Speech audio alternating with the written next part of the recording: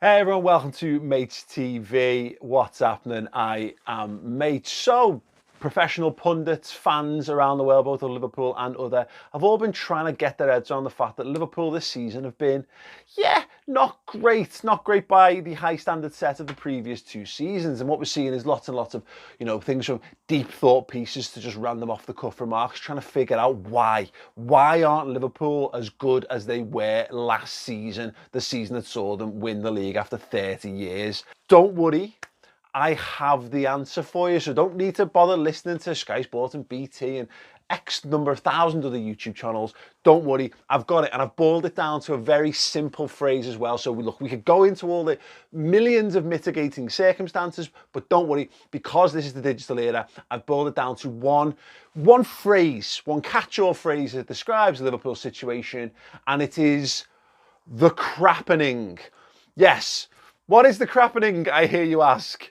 Yeah, well, let me explain. So the crappening, generally speaking, is my new catch-all phrase to describe the inexorable slide from being a brilliant football team, an all-conquering football team, to being one that's just not very good anymore, or certainly nowhere near as good as what they once were.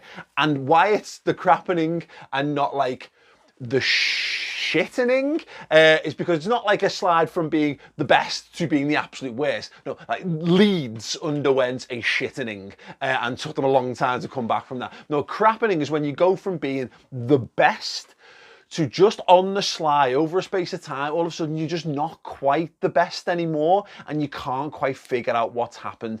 Two best examples I can think of that I can explain this with is Liverpool in 1990 and Barcelona over the last few seasons. To go back to 1990 for Liverpool, what happened was, let's say Kenny Dalglish's Liverpool side wins the double in 1986, gets to the FA Cup final in 88, is pipped to the league title in 89 by Arsenal, wins the FA Cup and then wins the league again in 1990. And then Kenny Dalglish moves away from the club due to stress, ill health and a whole host of other reasons. Graham Souness comes in and he's faced with this decision where a lot of the top stars for Liverpool were either on their way down age-wise or had suffered with injuries. Anyway, major things needed to happen to the squad. And what happened was too much was replaced too soon and Liverpool end up in the doldrums for a number of years. Barcelona is a really, really good recent example of this and this is where the crappening really comes from, is because you don't notice it happening. It's not just overnight, bang, you're rubbish. What happens is it creeps up on you.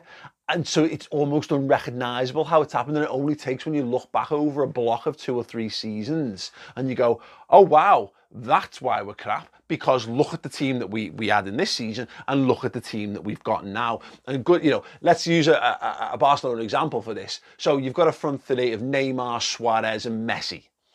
And then what do? You move Neymar on, and who do you replace him with? Ousmane Dembele. An absolutely fine footballer, but is he Neymar?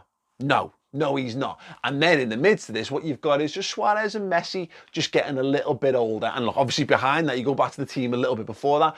Iniesta moves on, Xavi's moved on, and Puyol goes, and a bunch of other things sort of happen. And what happens is you bring in other signings and they've got loads of potential. Maybe they look really good, but when you're talking about like generationally good players, even if you're bringing in world class, sometimes they might just not reach the heights. And if you're only losing 5% on a position or 10% on a position, you can kind of cope with that. But when you start to lose 5, 10, 15% on a whole host of positions, what you have is the crappening, an overall crappening, lowering of the level, a pernicious lowering of the level of the quality of your team. Now, why Liverpool? Why is this important? Because this has happened to Liverpool in the space of 1 season and it's not being recognised because everyone's saying, well, Liverpool have got injury problems. Everyone's accepted that Liverpool have got injury problems, and in some regards, because it's such an obvious answer to why Liverpool are being a bit rubbish by comparison to the normal high standards, it's almost like, oh no, it must be, well, that's boring. We can't keep saying it's injuries over and over again. We need to look deeper. And there's a bunch of other different reasons. Look at Liverpool's home record now, having not beaten at Anfield in the league in like 3 years, to lose back to back-to-back games against, you know, teams that will be fighting relegation is weird. It's odd, you know, and you can then look at, well, Liverpool's home intensity, a lot of it's generated by fans. Well, yeah, look, I'll part that to one side. I'm not saying these aren't factors, and I'm not saying there aren't footballers who maybe haven't dropped off in terms of their overall ability. The best players aren't necessarily playing at the peak of their powers either. But let's use an example of this, and let's look at Liverpool's best 11. So let's start with what we perceive to be Liverpool's best 11. And there might be one or two allowances here, which we can open for debate, but trust that you get the point I'm trying to make with this. So let's just pick an 11. And let's say it's Alisson, Becker in goal. It's a back four of Robertson, Van Dijk, Gomez, Trent. Could be Matip, Trent, but whatever. Liverpool's best 11, best back five at that point has largely been that. And let's pick a midfield three, and let's just go with, you could go with Fabinho, Henderson, Wijnaldum, or you could go with Fabinho, Henderson, Keita, or let's just throw Thiago in for the sake of argument. You know, so you got Fabinho, Henderson, Thiago, absolutely brilliant. And then the front three is, of course, the front three. And then you look at the team that started against Brighton. And now this team that Liverpool have put out consistently throughout this period of this season, in a COVID season, hasn't necessarily always been as weak as this, but it's an example, it's a really good stark contrast, which I think illustrates my point. So, Caoimhin Kelleher in goal. You've still got the fullbacks, but you've got Jordan Henderson playing centre-half alongside Nat Phillips. Then you've got a midfield three of Gini Wijnaldum, Thiago and Milner. And then in the front three, you've got Shaqiri, Firmino and Salah. Now, on paper, you look at that and go, well, that's Liverpool. It's still Liverpool, right? And you can make allowances, and you know that, look, the defence is pretty good. We're not conceding lots of goals, so the defence isn't too bad. So you can go, you kind of park that and you don't worry about that as an issue. And you go, well, James Milner, good footballer. He's had some good games, so he's fine. Thiago, world-class. Gini Wijnaldum's been doing a great job, and he has done a number of great jobs in midfield. And then still Mohamed Salah, still top goal scorer in the league. Roberto Firmino, he's getting back to good form. And Shaqiri, well, Shaqiri just produced the assist of the history of organised football the week before against West Ham, and he's been in good form himself. So that's a good team. And on paper, you're right, that is a pretty good team that have put out there. But it's important to put it in context.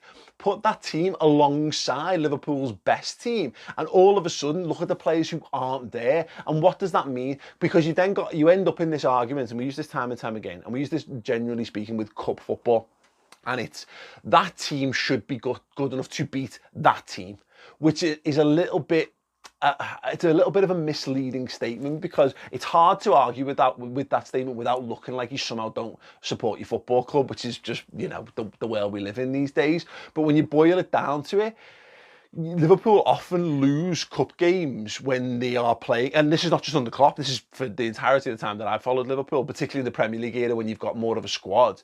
When you make 4 or 5 changes, so you're not putting a team of kids out, you're making 4 or 5 changes, and on paper it still looks like a strong side, but those teams very rarely perform to the level that you'd expect. Now, what you've got, and which is why the crappening is such a difficult thing to judge and why it's so hard and it does creep up on you, is because those teams, and that team that Liverpool put out against Brighton, and the variety of weakened sides compared to the first strongest 11 that Liverpool have put out this season, is more than capable of winning football matches. So it confuses the brain. How can this team be capable of beating Tottenham Hotspur and beating West Ham, but then losing at home to Brighton? And this is the point, is that Liverpool, without all those players, go back to being in the pack. They're a very good team. They are better than most. They are capable of engineering a win on any given day and putting together a couple of good wins. But what they're not capable of putting down is title winning form, which is where you need to be a super side with good tactics, good coaching, luck with injuries, and actually look on the pitch in terms of decisions, how the ball rolls for you, etc, etc, etc. If you didn't need all those things, there's so many Liverpool sides down the years that just would have won the title. Liverpool would have won the title in 08-09. Liverpool would have won it in 13-14, but there were clear weaknesses and deficiencies in not just in the 11, but definitely in the squad for those. Whereas Liverpool, and that's what Liverpool are almost back to right now.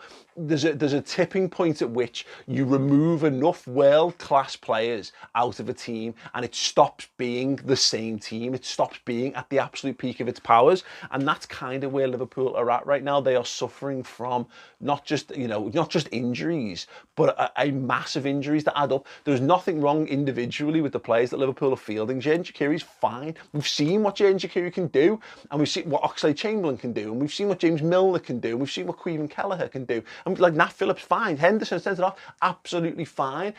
teams can handle these in small doses, one or two of these lads at any given point, but there's a reason these players aren't in your first team when you're left with this. And this is where the crappening comes upon you. And this is where, like, Barcelona have faced this, where they've still got Lionel Messi, so they can still go and win games of football. They've still got lots of expensive, really good players, but their best players have faded a little bit. And the players they've brought in underneath who were there during the good times, well, are they stepping up and filling the shoes? Are you getting rid of guys because you've now got your understudy and he's ready to take the mantle? Like Messi was ready to take the mantle from Ronaldinho and become the focal point of that team, and they got better for it.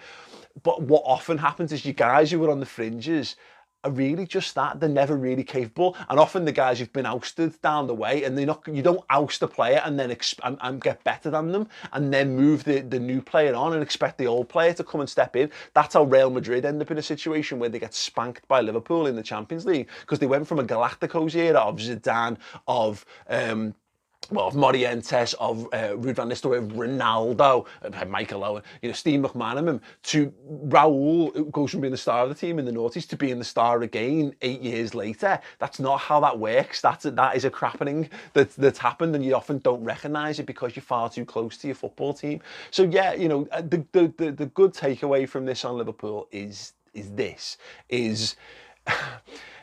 Liverpool are suffering from, I think, an enforced crappening. I don't think Liverpool have taken their eyes off the prize. I think they've been massively unlucky in an incredibly trying and tiring sort of world situation. The good thing is the players that have gone from Liverpool's side are still owned by Liverpool. They still will play a game for Liverpool. Now, will they come back at the level? That's another thing for another day, and it's definitely an issue that Liverpool need to be aware of. But the fact that you can take that team and you can put Alisson back in, and one day you'll be able to put Van Dijk in and Matip back in, and you'll be able to put Henderson back in midfield and Fabinho back in midfield, and you'll be able to put Sadio Mane back on the wing, that's great. That's great. And then you end up in a world where Shaqiri, Oxlade-Chamberlain, Milner are very useful squad players who can come in and do bits and pieces. That's what they're good at. They're very good at doing those jobs. They're just not very good at putting 10 games down and being in the best team in the world, because if they were going to be good enough to play in the best team in the world, they'd have ousted the other really good players that we had prior to this point, wouldn't they? Yeah. So what I'm saying is, I don't think, unfortunately, take this as a crumb of comfort if you will. This is not like a fixable thing. It's not like, haha, we've solved it. We've fixed it, everyone. Have a party. No, it's not that kind of revelation, but it is the kind of way that maybe we have to assess things from a different light and look at things with a different set of goals, objectives, and a different perspective and expectations, because Liverpool are going through a crappening, but I don't think it is a all over pervading, unfixable crappening. It is a temporary crappening, not a permanent one, hopefully. We shall see. But yeah, I think still plenty of reasons to be positive. I think Liverpool are more than capable of putting down a good run. Are they good enough to win the league this season? The team that we're putting out consistently of late probably isn't, because it's not capable of winning 5 games back to back. And what you need to do to win the league now is go and put 10 to 15 unbeaten games down. If they can do that, which they're capable of, then yeah, sure, why not? But are they? It would be a brave man to say unequivocally yes in this situation. But yeah, as I say, could be damn worse. We've at least won a couple of trophies, and our banker's being a lot better next season because we don't have to go out and replace all the world-class players. We still have all them. We'll be better for them. It's just really annoying and frustrating in a world where it's our pastime. We could do with some happiness coming from it. At the moment, it's just my only form of escapism is making me a bit sadder in a world that's already making me very sad. So yeah. So the world's gone through a crappening, but that's temporary as well, hopefully. Yeah, we'll see. Listen, let me know your thoughts on that. Do you think I'm right? Can you give me any other great examples of crappenings across football? Man United, post-Fergie, there's another good one. Yeah, let me know in the comments below. If you like the hoodie, there's a wonderful collaboration we've done over on Redmen with Beers of Anfield Road. We've got hoodies, t-shirts, beer mats. You can get them on the Redmen TV shop. I'll put a link in the description, so do go and check them out. But other than that, thank you. Do drop a subscription to the channel. I'll be back more periodically, but certainly more often in the coming weeks and months, and I hope to have you around for that. Nice one.